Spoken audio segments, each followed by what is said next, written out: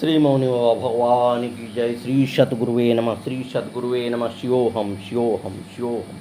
सतगुरुवे नमः। लगन तुमसे लगा बैठे, जो होगा देखा जाएगा।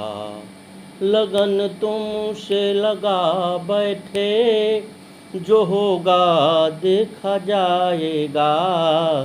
तुम्हें अपना बना बैठे, जो होगा देखा जाएगा।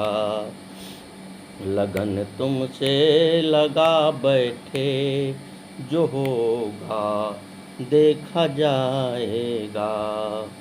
कभी दुनिया से डरते थे कि छुप छुप याद करते थे। कभी दुनिया से डरते थे कि छुप छुप याद करते थे। लो अब पर्दा उठा बैठे, जो होगा देखा जाएगा। लो अब पर्दा उठा बैठे, जो होगा देखा जाएगा। लगन तुमसे लगा बैठे, जो होगा देखा जाएगा। आगे की लीला सुने, जो चोर डकैत गुरुदेव को धमका रहे हैं और साफ शब्दों में कहा, यदि आज के बाद तुमको यहाँ देख लिया तो ख़त्म कर देंगे। महाराज जी ने कहा, बाबूजी हम तो आपको कोई हानि नहीं पहुँचा रहे हैं, हम तो अपना भजन करते हैं, आपसे कोई मतलब नहीं रखते। आप अपना जो काम करते हो करते रहो, हमको भी कोई परेशानी नहीं है। तब उस व्यक्ति ने गुस्से में भर कर कहा, ज़्यादा मत बोलो, यदि कल तुम हमें यहाँ मिले तो ऊपर पहुँचा देंगे। और इतना कहकर वह चला गया। अगले दिन भोर हुई, बाबा जी खैरपुर पटुरी भ्रमण करके खैरपुर मंदिर में पहुँच गए। यहाँ मंदिर में महाराज जी मंदिर का जीर्णोद्धार करा रहे थे। शाम हो गई। सूर्यास्त होते होते आप भी बरगद के वृक्ष के नीचे यथा स्थान पर पहुँच गए। रात्रि का समय हो गया। अपने कथनानुसार अमुक व्यक्ति भी सुल्तानपुर पक्ष वृक्ष के नीचे आ गया और महाराज जी की तरफ बढ़ने लगा। जब वह व्यक्ति महाराज जी के पास पहुंचा तो वहां का दृश्य देखकर घबरा गया। उसने देखा कि महाराज जी के शरीर का हर अंग अलग अलग पड़ा है। उसने सोचा, मुझसे पहले ही महात्मा जी को कोई कत्ल कर गया। शीघ्र यहाँ से निकल जाना चाहिए, जिससे मुझे यहाँ कोई देख न ले, अन्यथा यह कत्ल मेरे ही नाम लगेगा। और वह आनन फानन में छुपता छिपाता अपने घर पहुंच गया। सोचते सोचते सुबह हो गई और वह व्यक्ति इस इंतजार में रास्ते के आसपास घूम रहा था कि कोई आकर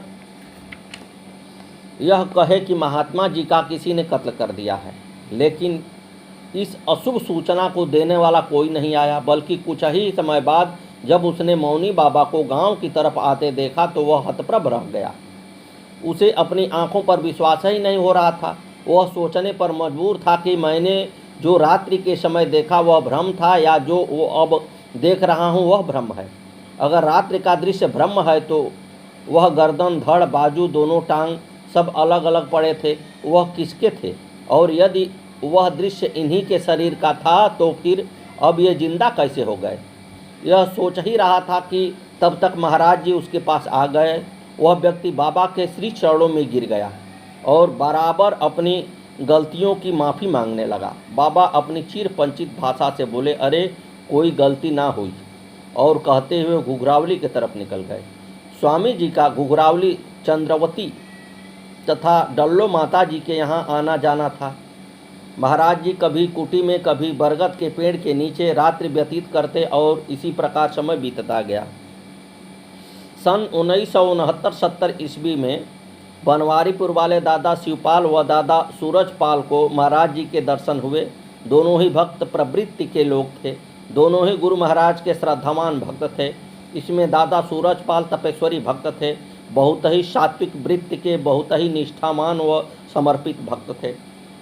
भक्त शिवपाल जी भी अपनी श्रद्धा भक्ति के कारण ही क्षेत्र में सम्मानित भक्त के रूप में पहचाने जाते थे। इन दोनों ने भी अपना जीवन गुरुदेव के श्री चरणों में समर्पित कर दिया था। सद्गुरुदेव भगवान की जय। इन्हीं दिनों में सन 1970 में खैरपुर मंदिर के एक विशाल भंडारे का आयोजन किया गया, जिसमें स्वामी अनुभवानंद जी, गार्ड बाबा, मलारिया वाले बाबा, स्वामी स्वरूपानंद जी आदि वरिष्ठ संतों के साथ हजारों संत महापुरुष एकत्रित हुए। यह भंडारा साप्ताहिक रूप में चलता रहा और बड़ी सम्मानित विदाई के साथ संपन्न हुआ। सन 1971-72 पटपरन वाली कुटिया पर भी इसी प्रकार के भंडारे का आयोजन कराया गया था। इस भंडारे में 4 बहुत विलक्षण संत आए थे, जिन्होंने मौनी बाबा के द्वारा परोसा हुआ प्रसाद ग्रहण किया और प्रसाद ग्रहण करने के बाद फिर किसी को दिखाई नहीं दिए, वही अदृश्य हो गए। इसी कुटी में मैंने हंसानंद जी महाराज, प्रातः स्मरणीय, परम श्रद्धेय, परम आदरणीय, त्याग मूर्ति, तपोनिष्ठ, अखंड बाल ब्रह्मचारी, सर्वव्यापी, सर्वात्मामयी सदगुरु मौनी बाबा भगवान के श्री विग्रह के दर्शन का, संसार के तरण के श्री चरण कमलों का स्पर्श करने का सौभाग्य प्राप्त हुआ। मैंने जैसे ही महाप्रभु से नतमस्तक हो ओम नमो नारायण किया था, तब प्रभु ने बड़ी उदारता का संकेत देते हुए कहा था, अरे आओ हवलदार जी बैठो। मुझे सतगुरु द्वारा बोले गए उस समय के शब्द आज भी रह रह कर याद आते हैं। कितनी मधुरता, कितना प्यार था इन शब्दों में। एक ना कुछ के लिए कितना अपार सम्मान झलक रहा था।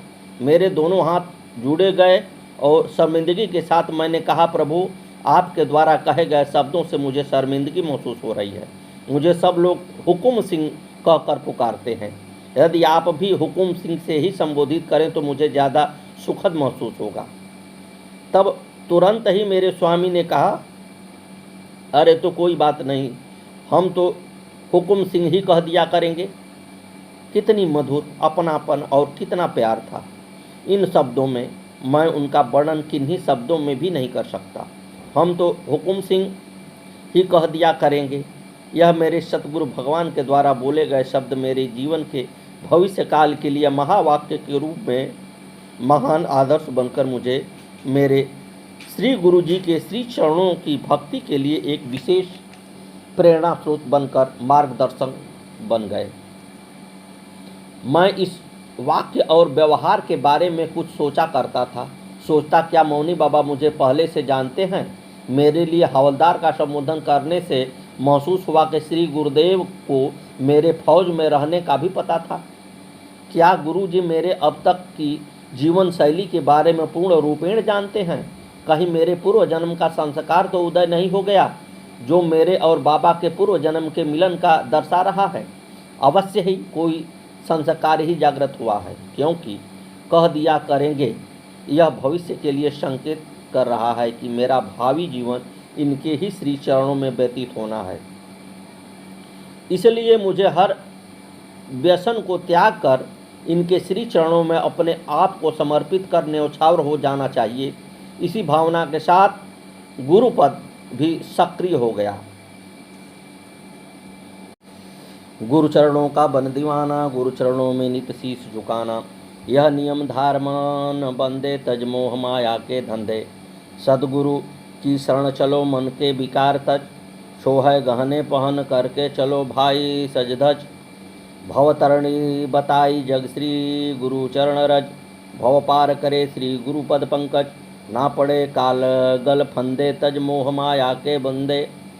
काम क्रोध लोभ मोह हराया करे गुरुदेव, दया धर्म सेवा भक्ति दिया करें गुरुदेव। विकारों की बेल सदा काटा करें गुरुदेव, ज्ञान का पिटारा खोल बांटा करें गुरुदेव। जब लगे ज्ञान के रंदे तज मोह माया के फंदे। गुरु महिमा वर्णन कैसे शारदाय और शेष करें, नीति नीति वेद कहे हम कहाँ पेश करें। ब्रह्मा जी नवावें शीश सभी को उपदेश करें, गुरु स्वरोपरि जिनकी पूजा नित महेश करें। गुरु चरण विष्णु ने बंदे तज मोया मोह के धंधे। धन के न भूखे सेवा भाव का पहनाओ हार, जिन्होंने मनाए गुरु ही हुए भौक से पार। सदगुरु मौनी बाबा हमको मोक्ष का बताएं द्वार, श्री गुरु चरण सेवा हंसानंद मन में धार। तज करके ख्याल सब गंदे तज मोह माया के फंदे। गुरु चरणों का बन के दीवाना, गुरु चरणों में नित शीश झुकाना। यह नियम धार मन बंदे तज मोया मोह के धंधे। और इसी भाव से मैं भी भगवान के श्री चरणों के दर्शन करता रहा। सन 1970 के दिसंबर में गुरुदेव के सानिध्य में मौनी गांव में हुकुमदेव सिंह के यहाँ पहला कीर्तन हुआ, जिसमें कीर्तन बोलने वाले ज़्यादा भक्त नहीं थे। कुछ हम बच्चे थे, कुछ माता बहनें एकत्र हो गई। 1-2 बजे तक कीर्तन बोलने वाले भक्त रहे। 2 बजे के बाद सब चले गए। 3 बजे से 5 बजे तक स्वयं गुरु भगवान ने कीर्तन बोला था। क्या मधुर, मन मुग्ध कर देने वाली मनमोहक आवाज़ में कीर्तन बोला था। मैं तो उसी दिन से भगवान के द्वारा गाई गई कीर्तन की रंगत व आवाज़ का दीवाना हो गया और उस दीवानगी की आपूर्ति आज तक नहीं कर पाया हूँ। अब गुरु जी ने कभी घुघरावली वाली माता जी के यहाँ और कभी बरगद के नीचे तो कभी कुटी में रुकना शुरू कर दिया। घुघरावली वाली माता जी की गुरु जी के प्रति कितनी श्रद्धा थी, कितना भाव था, इसका वर्णन करना उनके श्रद्धा भक्ति भाव का अपमान होगा, क्योंकि उनके श्रद्धा भाव भक्ति भाव में आकर गहराई थी, अपार गहराई थी, जिसका पार पाना हम जैसे मनुष्यों के लिए असंभव है। माता जी का नित्य निरंतर नियम था कि गुरुदेव कहीं भी क्यों न मिलें, उनके लिए भोजन वही कराकर आती, वहीं दूध पहुंचाती थी। नित्य पदम पूजन उनकी नित्य दिनचर्या का पाठ था, जिसे वह नित्य पढ़ती थी। और उसी श्रद्धा भाव का फल है कि गुरुजी महाराज ने अंतिम समय तक उस भव्य भवन को नहीं छोड़ा। घुंघरावली रहते हुए आपने कितने ही अपने नवीन स्थानों का निर्माण कराया और वहाँ का कार्यकाल भी पूरा किया, लेकिन अंततः घुघरावली ही पहुँचे थे। अब गुरु रात्रि में भी घुघरावली में ही रुकने लगे थे और मैंने भी एक नियम बना लिया था कि शाम को नित्य गुरु जी के लिए दूध लेकर घुघरावली पहुंचता था। एक दिन मुझे देर हो गई और मैं दूध लेकर रात्रि में 11 बजे घुघरावली पहुंचा था। तब माता जी ने कहा, बेटा आज तो बहुत देर कर दी। मैंने बाबा से कई बार कहा था कि काफ़ी देर हो गई है, अब सो जाओ। तो बाबा जी ने यही कहा था कि अभी तो हुकुम सिंह दूध लेकर आ रहा है, और तभी मैं दूध लेकर पहुंच गया। मैं भी चरण स्पर्श कर बैठ गया और गुरु भगवान की अमृतमयी मधुमय वाणी का रसपान करता रहा। 12 बजे मैंने गुरुदेव से आज्ञा ली और मौड़ी को वापस चल दिया। बनवारीपुर से निकलकर लगभग 2 फरलांग चलकर आते समय बाएं हाथ की तरफ एक ऊंचा खेत था, जिसकी डोली पर काफ़ी छोटे बड़े पेड़ थे और वहीं कुछ आदमी बैठे थे। उसमें से एक आदमी ने मुझे आवाज़ दी कि अरे रुक जा, कौन जा रहा है। मैं नहीं रुका। तभी दूसरे आदमी ने कहा, अरे जाने दे, मौड़ी वाले हैं, बाबा के पास से आए हैं। और मुझसे कहा, चौधरी साहब ज़्यादा अबेर सबेर ना चला करो। मैंने भी ठीक है भाई कहकर बात खत्म कर दी। यहाँ मेरे साथ एक और करिश्मा घटना हो गई थी। जब मैं गांव से बाहर आया तो मुझे आभास हो गया था कि मेरे पीछे पीछे कोई चल रहा है। पैरों की आवाज़ साफ साफ आ रही थी। मैंने 1-2 बार पीछे मुड़कर भी देखा, मगर दिखाई कुछ नहीं दिया। फिर मैंने लौटकर देखना बंद कर दिया परंतु आवाज़ बराबर आती रही। लेकिन उन लोगों से बात होने के बाद थोड़ी ही दूर चलने पर मुझे एहसास हुआ कि किसी ने मुझसे धीमे स्वर में कहा है कि जा, डर मत, अब कोई खतरा नहीं है। और मैं लगभग 2 बजे घर आकर सो गया। जब दूसरे दिन शाम को मैं दूध लेकर गुरुजी के पास पहुंचा तो लगभग 9 बजे का समय रहा होगा। गुरुदेव ने जाते ही पहले दिन की घटना का संकेत देते हुए मुझसे सब मालूम भी कर लिया और यह भी समझा दिया कि तेरे साथ हम ही चल रहे थे। सद्गुरुदेव भगवान। आगे की कथा कल।